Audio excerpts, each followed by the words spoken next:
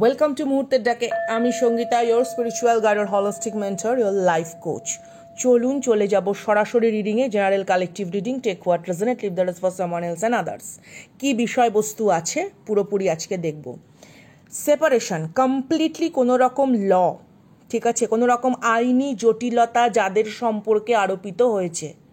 Third party situation হতে পারে, একেবারে নো কমিউনিকেশন সিচুয়েশন হতে পারে, অথবা মোটামুটি ধরে রাখুন এখানে 6 to 16 মান্থস যাদের কোনো রকমভাবে কমিউনিকেশন গ্যাপ তৈরি হয়েছে। 16 মাস, 6 মাস থেকে 16 মাস যারা যারা রয়েছেন, ঠিক আছে, তাদের ক্ষেত্রে রিডিংটি রেজোনেট করবে। তবুও বলবো all zodiac sign reading, gender specific নয়, প্রত্যেকের জন্য। চলুন কি বিষয়বস্তু আছে। আচ্ছা, হতে পারে আপনার পার্সন এয়ার সাইন অথবা আর্থ সাইন, অথবা আপনি এয়ার সাইন বা আর্থ সাইন, ঠিক আছে। ফায়ার সাইনও এখানে স্ট্রং হয়ে আসছে, অর্থাৎ লিও, এরিস, স্যাজিটেরিয়াস, টরাস, ভার্গো, ক্যাপ্রিকন এবং লিব্রা, জেমিনি, অ্যাকোয়ারিয়াস এনার্জিটা এখানে কিন্তু খুব হেভি। হ্যাঁ, অথবা হতে পারে আপনার পার্সন যার সাথে যুক্ত কোনো থার্ড পার্টির ক্ষেত্রে বা লিগ্যাল ম্যাটারের জন্য পরিবারের যদি কোনো রকম মানুষ থেকে থাকে, ঠিক আছে, টক্সিক কোনো রকম মানুষজন যারা আপনাদের সম্পর্কে বারবার জটিলতা ক্রিয়েট করতে চেয়েছে, তাদের রাশিও কিন্তু এটা হতে পারে। হ্যাঁ, অলওয়েজ রিভার্স দ্য রোল ট্যারোটে। আচ্ছা, প্রথমেই এখানে বলে রাখি, কারুর এখানে সেই দীর্ঘশ্বাস, একেবারে ব্যর্থতার যে একটা দীর্ঘশ্বাস, জীবনকে সঠিকভাবে নিয়ন্ত্রণ করতে না পারার যে দীর্ঘশ্বাস, আমার গলাই বুঝে আসছে। ডেফিনেটলি এখানে নো কমিউনিকেশন সিচুয়েশনের মানুষজন রয়েছে, একেবারে অন্তত বিগত 6 মাসের ভেতরে কোনো রকম কথা হয়নি তাদের সাথে। আপনি হয়তো ট্যারোট রিডিং করিয়েছেন বা কারুর থেকে হয়তো আপনি কোনো কিছু পার্সোনাল রিডিংয়ের মাধ্যমে কোনো রকম কারেন্ট ফিলিংস, কারেন্ট সিচুয়েশন সম্পর্কে হয়তো আপনি একটু অ্যানালাইসিস করেছেন, ঠিক আছে, কোনো রকম আমি এখানে দেখতে পাচ্ছি সেরকম মানুষজন রয়েছে। আচ্ছা, তো দীর্ঘশ্বাস, ঠিক আছে, কারুর কোনো রকম দীর্ঘশ্বাস, নিজের করা ভুল, নিজের করা কোনো রকম জেদ বশত কোনো অন্যায়, হ্যাঁ, একটা সময় হয়তো জেদের বশে করে ফেলেছেন, সেরকম কোনো বিষয়বস্তু নিয়ে কিন্তু আজকে কেউ পুরোপুরি আশাহত। পুরোপুরিভাবে তাদের ভেতরে কি হয়েছে, আপনার একটা পরিবর্তন সূচিত হয়েছে, আপনার একটা খুব পজিটিভ পরিবর্তন কিন্তু প্রকৃতি বা ইউনিভার্স আপনার জীবনে এনে দিয়েছে, এবং সেই পরিবর্তনের ওপরে দাঁড়িয়ে কেউ হঠাৎ করে আপনাকে নিয়ে ভাবনা চিন্তা করতে গেলেই তিনি একটু ভীতিপ্রদ হয়ে পড়ছেন। প্রথম কথা, তিনি আজকে উপলব্ধি করতে পারছেন যে অন্যায় বা কোনো কিছু জেদের বশে ভুল সিদ্ধান্ত তিনি নিয়েছেন, এবং তার জন্য কিন্তু সম্পর্কটির ওপরে এত জটিলতা ক্রিয়েট হয়েছে। আপনি হয়তো মানুষকে অনেক সুযোগ দিয়েছেন, একটা সময় হয়তো আপনি নানা রকম আলোচনার মাধ্যমে, নানা রকমভাবে নিজের আবেগকে পরিদর্শন করানোর মাধ্যমে আপনার নিজের যে ইমোশনস, সেটাকে আপনি ওনার সামনে একেবারে সাজিয়ে গুছিয়ে পরিবেশন করেছিলেন। তো সেই জিনিসটাকে কেউ গুরুত্ব দেয়নি, কেউ টেক ফর গ্র্যান্টেড নিয়ে নিয়েছিল এখানে, যে খুব ইজি। হ্যাঁ, একটা সময় আপনাকে তিনি মনে করেছিলেন সহজলভ্য, কিন্তু সেই সহজলভ্য যখন আপনার ভেতর একটা মানসিক কাঠিন্য, দৃঢ়তা, ঠিক আছে, আপনি নিজের আবেগ নিয়ন্ত্রণ করে যখন নিজের ভেতরে আপনি সেই প্রকাশের আলোয় উজ্জ্বল হয়ে উঠেছেন, তখন কিন্তু কারুর কিন্তু একটা ব্যথিত চিত্ত কোথাও কিন্তু সে এখন খুঁজছে কিভাবে সে আপনার কাছে পৌঁছাবে। বিশেষ করে এখানে আমি বারবার বলছি, 6 মান্থসের ওপরে যাদের একেবারে নো কমিউনিকেশন, ঠিক আছে, কোনো সময়ের সামার সিজনটা ইম্পর্টেন্ট। 2022 হতে পারে, 19 হতে পারে, ঠিক আছে, 18 হতে পারে, 17 হতে পারে, 23 হতে পারে। সামার সিজন কোনো একটা সময় খুব ইম্পর্টেন্ট ছিল, বা এমন হতে পারে বিগত 2 বছর আগে এরকমই কোনো গরমের সময় হয়তো আপনাদের ভেতরে কোনো একটা বচসা তৈরি হয়েছে, বা যেটা হয়তো আপনাদের খুব আর্গুমেন্ট হতে পারে যেটা, ঠিক আছে। তো সেখান থেকে একটা ফট করে সিচুয়েশন, মানে দেন অ্যান্ড দেন চেঞ্জ, এটা হয়তো আপনিও ভাবেননি। হ্যাঁ, আপনি হয়তো বারবার সেই জিনিসটাকে সুরাহা করার মতন জায়গায় নিয়ে যাওয়ার চেষ্টা করেছেন, নিজের থেকে অফারিং করার চেষ্টা করেছেন। অবস্টাকেল থাকলেও আপনি এটা বলেছেন যে ঠিক আছে, ইটস ওকে, আমি পাশে আছি, আমি সাথে আছি, সমস্ত রকম অবস্টাকেল আমরা একসঙ্গে ওভারকাম করব। এই যে অ্যাসিওরেন্সটা আপনি দিয়েছিলেন, একটা সময় যে অ্যাসিওরেন্সটা আপনি দিয়েছিলেন, তো সেটাকে না কেউ খুব মনে করেছে যে এটা খুব ইজি হয়তো পাওয়া যায়। হ্যাঁ, তো আজকে হয়তো 6 মাস পর, 8 মাস পর, বা 1.5 বছর পর, বা কারুর ক্ষেত্রে হয়তো 1.5 বছরের বেশি টাইম ধরে কোনো রকম লিগাল কোনো রকম ম্যাটারের সঙ্গে যদি যুক্ত থাকে, সে কিন্তু ধীরে ধীরে বুঝতে পারছে যে আপনার হাই ভাইব্রেশন বা আপনার যে একটা লয়াল ফ্রিকোয়েন্সি, এটা কিন্তু সহজলভ্য নয়। এটা ঈশ্বর হয়তো তার জীবনে আপনাকে উপহার স্বরূপ দিয়েছিল, তো কেউ আপনাকে সম্পূর্ণভাবে ভুল জাজমেন্ট করেছে। হতে পারে তার পরিবারের প্ররোচনা, হতে পারে তার নিজস্ব কোনো রকম দৃষ্টিভঙ্গির কোনো খামতি, এবং কোথাও তার উপলব্ধির যে একটা আঙ্গিক, যে একটা প্রাসঙ্গিকতা, সেখানে কিন্তু কিছু এমন বিষয়বস্তু ছিল, হতে পারে সেটা সঠিক নয়, সেই সময়ের জন্য সঠিক নয়, কিন্তু আজ কিন্তু তার কিন্তু একটা বড় দীর্ঘশ্বাস, ঠিক আছে, সে কিন্তু দীর্ঘশ্বাসে একটা ত্রাসের ভেতরে রয়েছে। কোথাও যেন তিনি মনে করছেন যে আপনাদের এই দূরত্বটা বোধহয় মিটবে না, তিনি হয়তো ব্যর্থ হয়ে যাচ্ছেন। বাট এটা কখনোই পসিবল নয় যে একটা ডিভাইন কানেকশন এরকমভাবে চট করে ভেঙে যায়, সেটা কখনোই হয়তো হয় না। সময় লাগে, পরিস্থিতি লাগে, পরিবেশ লাগে, কিন্তু কোথাও গিয়ে কিন্তু যেই জিনিসটি ডেস্টাইন্ড, সেটা কিন্তু আবার একত্রীভূত হয়। আমি অন্য একটি ডেক থেকে একটু ক্লারিফিকেশন নেব। 555 pop out in my phone. যারা দেখছেন ডেফিনেটলি আপনাদের কিন্তু এমন হতে পারে আগামী 5 বছর হলেও এই সম্পর্ক আবার স্থায়ী হবে, এই সম্পর্ক আবার গড়বে। 5 মাস থেকে 5 বছরও যদি সময় লাগে, এই সম্পর্ক আবার একটা সুস্থির জায়গায় পৌঁছাবে। কারণ আপনার পার্সনের ভেতরে যেটা রয়েছে কমপ্লিটলি ভীষণভাবে একটা ভীষণভাবে রিগ্রেট, এবং কোথাও সেই বলে না যে আপনার স্নেহ অনুভূতির অভাব, তার জীবনে কিন্তু একটা আমি কোথাও সেই বলে না খরা, উর্বরতার অভাব, মানসিকভাবে তাকে সাপোর্ট করার লোকের অভাব, তাকে বোঝার অভাব, এবং ডেফিনেটলি এখানে আপনার অ্যানসেস্টার কিন্তু হেল্প করছে, এবং তার বাড়ির এবং তার পরিবারের পূর্বপুরুষরাও কিন্তু চায় যে এই সম্পর্কটি তৈরি হোক। কোথাও হয়তো তাদের গ্র্যান্ডসন, গ্র্যান্ড চাইল্ড, কিছু না কিছু একটা স্পিরিচুয়াল লেভেলে তো এমন কিছু হচ্ছে যে তারাও চাচ্ছে এই সম্পর্কটি ঠিক হোক। একটু ক্ল্যারিফিকেশন নেব অন্য ডেক থেকে।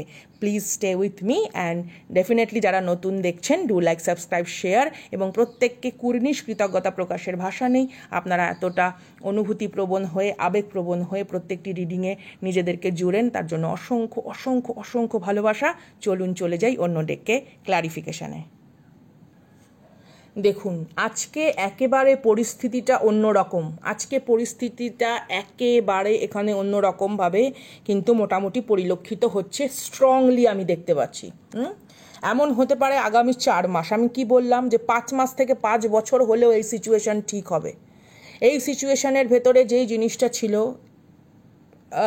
হয়তো ভার্চুয়ালি আমি পুরোপুরি বলতেও পারবো না, তবে ডেফিনেটলি কোনো রকম স্পেল, কোনো রকম যেটা হয় না, কিছু নিয়ন্ত্রণ, কিছু অনৈতিকভাবে, কিছু মানে অপরাধমূলক কিছু প্রবণতা নিয়ে কোনো রকম যেটা তান্ত্রিক জটিলতা এই সম্পর্কের ভেতরে ডেফিনেটলি ছিল। তার জন্যও কিন্তু আপনাদের ভেতরে এই যে একটা ডিলে, এই যে একটা ভুল বোঝাবুঝির যে একটা গাঢ়তা, সেই গাঢ়তার প্রাবল্যকে বৃদ্ধি করার মতন কিন্তু কিছু মানসিক দূষণকারী লোকজন কিন্তু আপনাদের রিলেশনশিপের চারপাশে কিন্তু যথেষ্ট ছিল। হতে পারে সেটা থার্ড পার্টি, বা কারুর ক্ষেত্রে পুরোপুরি পরিবার বা কোনো রকমভাবে রিলেটিভসের কিন্তু আমি একটা কি বলবো, অনধিকার প্রবেশ কিন্তু আমি সেটা স্পষ্ট পরিলক্ষিত হচ্ছে। তো আগামী 4 মাস থেকে 4 বছরের ভেতরেও কিন্তু সিচুয়েশন কিন্তু পাল্টাতে পারে, যদি কোনো রকমভাবে এটা আপনাদের সেই বলে না যে পূর্ব কোনো কর্মের কোনো প্রতিফলন হিসেবে সিচুয়েশনটা ক্রিয়েট হয়ে থাকে, সেটাও ঠিক হবে।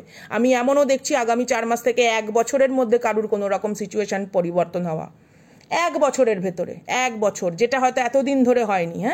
অনেক ক্ষেত্রেই কিন্তু এখানে যে বিষয়বস্তুটা আছে সেটা একটা বড় ট্রান্সফরমেশনকে পরিলক্ষিত করছে, বা কে আপনাদের সম্পর্কের ভেতরে সেই কুটিল জটিল নখর প্রভাব বিস্তার করে বসে আছে, সেটাও আমি দেখতে পাচ্ছি। এখানে অনেকের ক্ষেত্রে আমি দেখছি আর্থিকভাবে কেউ কারুর পার্সনকে, আপনার পার্সনকে, বা হতে পারে আপনাকেও কোনো একটা সময় আর্থিকভাবে কেউ ড্রেনেজ করেছে একটা টাইমে।